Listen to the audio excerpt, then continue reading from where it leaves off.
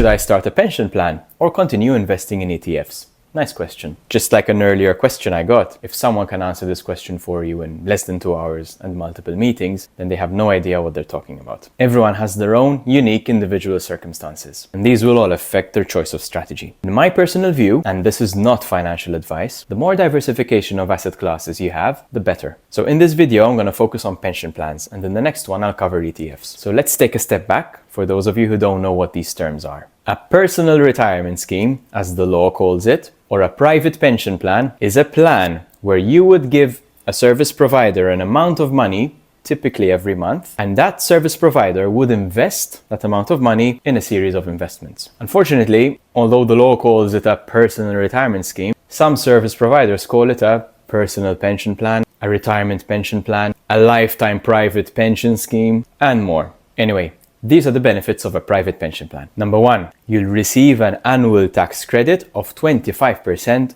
of your contributions if you contribute a maximum of 3,000 euros in a year. That's a maximum annual tax credit of 750 euros. Confusing, I know, but basically, if you invest, say, 100 euros a month, so 1,200 in a year, then the following year, you will get back 25% of that amount in a tax credit. That's 300 euros. You'll get this 25% tax credit if you invest up to 250 euros every month, or 3,000 euros in a year. So the maximum tax credit that you can get is this 3,000 euros times 25%, and that's 750 euros in 1 year. If you invest more than 250 euros a month, or more specifically, more than 3,000 euros in a year, let's say you invested 300 euros in a month, then you will still only get a tax credit of 750 euros the following year. Don't ask me why they still make these rules so complicated. 2. When you reach the age of 61 and until you're 70, you can access 30% of the total accumulated value